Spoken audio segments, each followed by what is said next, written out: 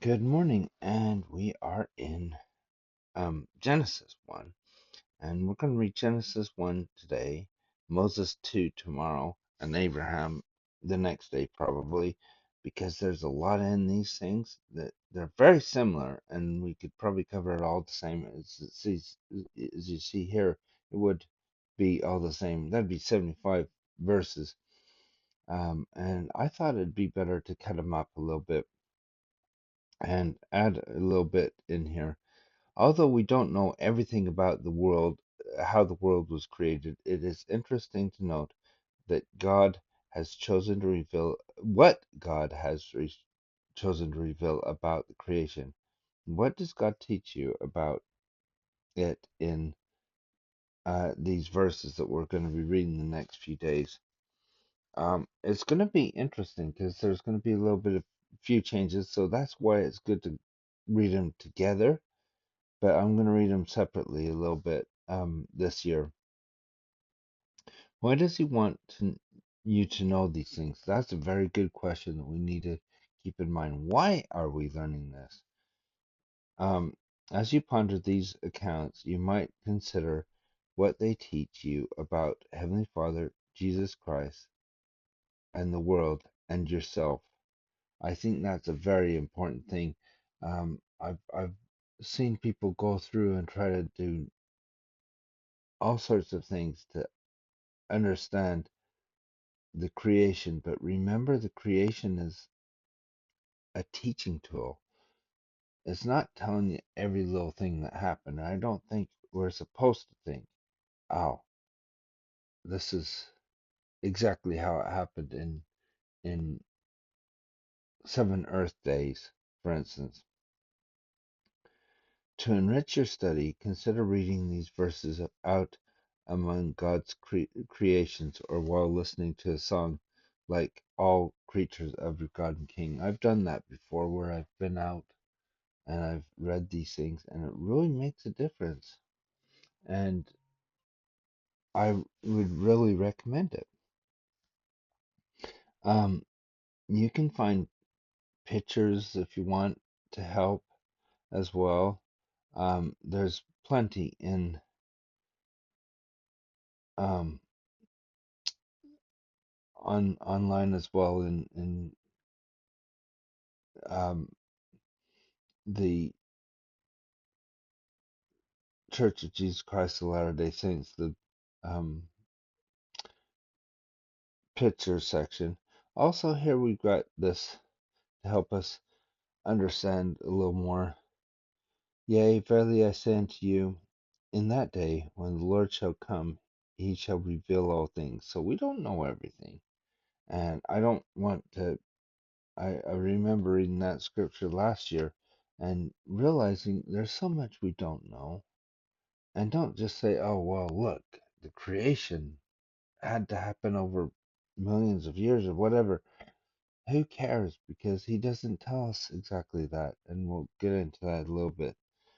Things which have passed, things that are hidden, which no man knew, things of the earth by which it was made, and the purpose and the end thereof, things most precious, things that are above and things that are beneath, things that are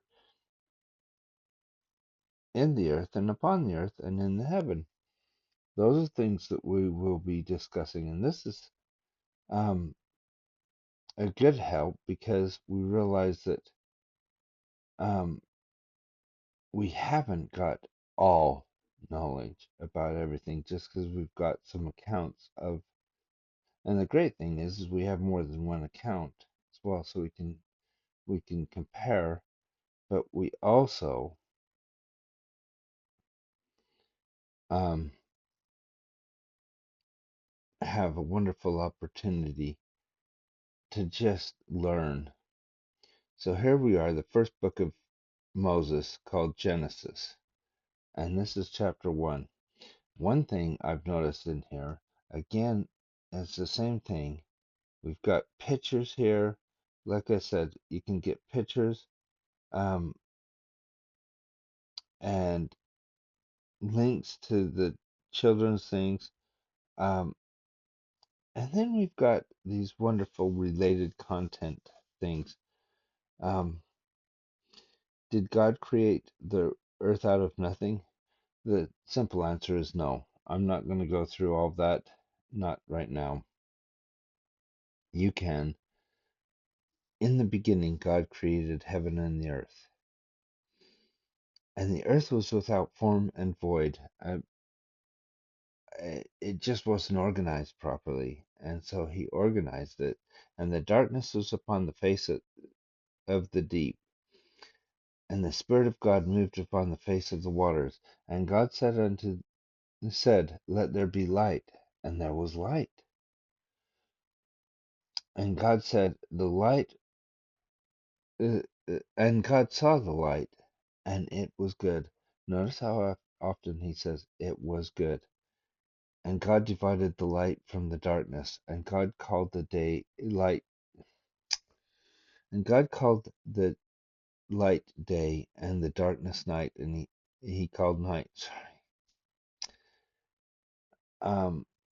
And the evening and the morning was the first day. Sometimes I just rush forward and want to do more and um, stumble over my words. God said, let there be a firmament in the midst of the waters, and let it divide the waters from the waters. So we're talking about the firmament. We often call it, well, he calls it here heaven. And God made the firmament and divided the waters which were under the firmament from the waters which were above the firmament. Basically, and it was so. Basically, the firmament, from what we can tell, is the atmosphere, is what we might call it.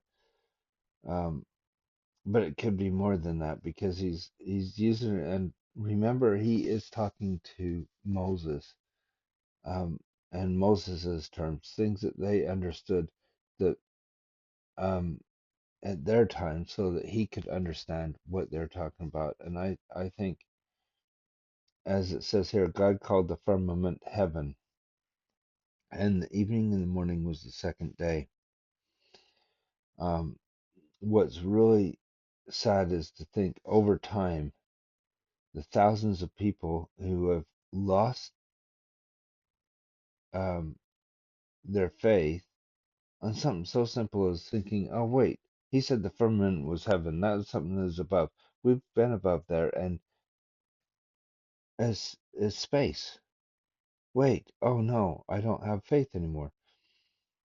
Remember, this is teaching us things and teaching us a little bit about who God is and what he does for us personally. And we don't know everything, as we just read. Um,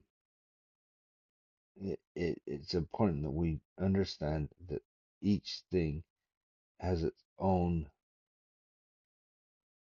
um, teaching, but it doesn't mean that it is exactly the same. Especially here, notice I put down that, and the morning and the evening was the second day. We've already talked about days a little bit. Remember, he said that Kolob was 1,000 years, so let's just say 1,000 years. And so we often talk about the 7,000 years of uh, man being on the earth. We often talk about it in Revelations, the 7,000 years. Anyway, and then we talk about the 7,000 or the creation being done. If it was in God's days, it would be 7,000 years. That doesn't even work either.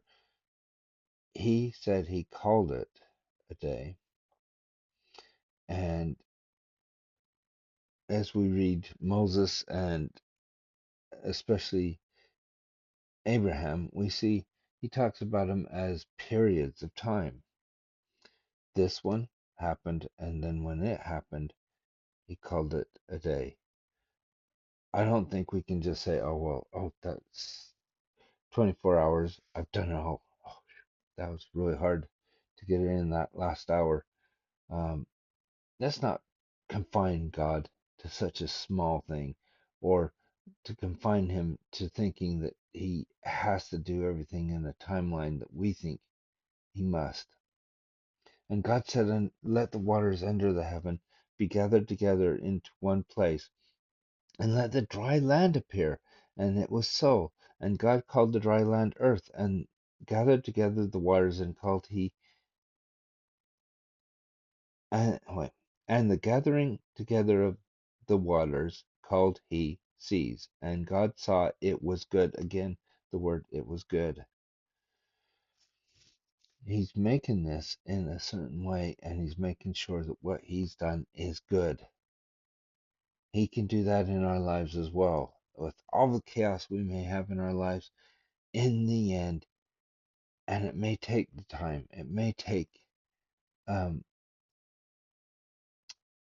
decades and or even longer until he could see that it was good. And God said, let the earth bring forth grass, and the herb yielding seed, and the fruit tree yielding fruit after his kind, his seed in itself upon the earth. And it was so. So whatever he tells happens.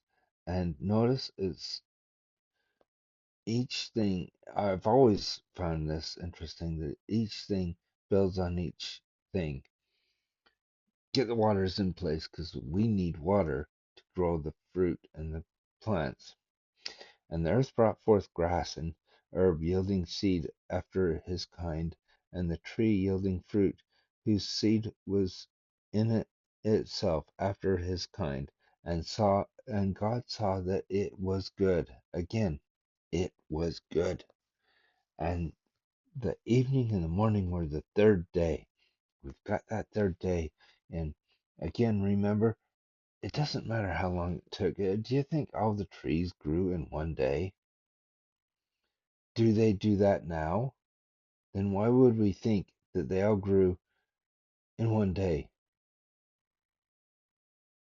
in our reckoning? We should have trees that have grown for. Why would God say, "Oh well, now we're going to do it in 24 hours. Now we're going to do it different." Um, he's showing us patterns, and he's teaching us something. And the best part is that he saw that it was good.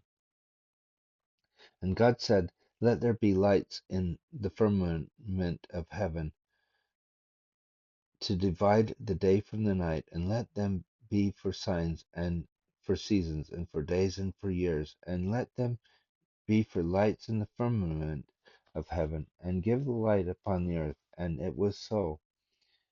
Well, we need some. I find it interesting that this is after. I thought it was before, but at least in this account, it was after he got the trees and the bushes. He gets these great lights, and made two great lights. It could have been happening at the same time. Why not? Plant the seeds and then create the lights, so they happen together.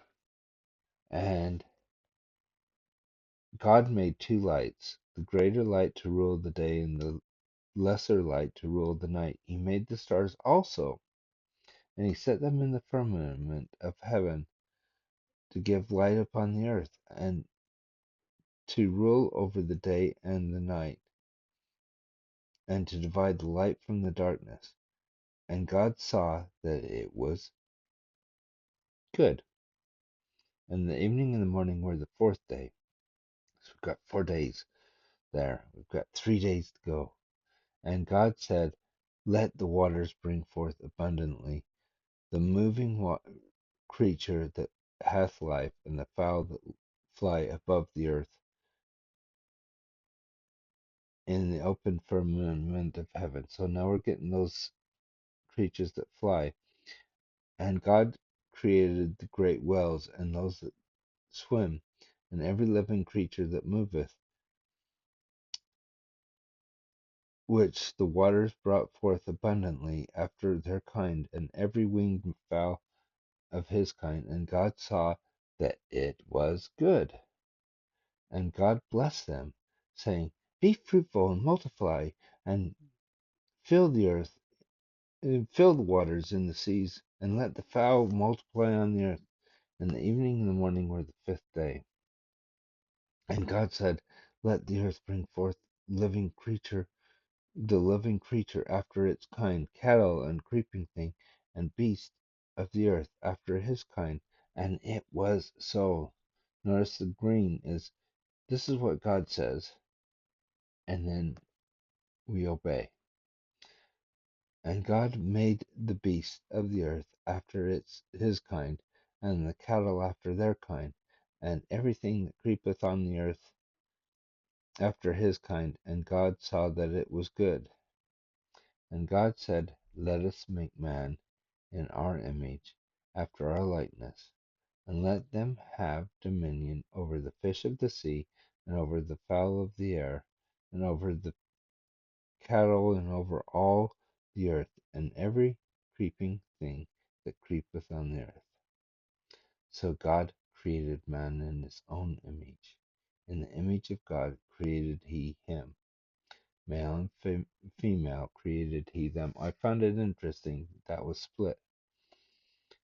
Not because of anything big, but I was thinking about it yesterday.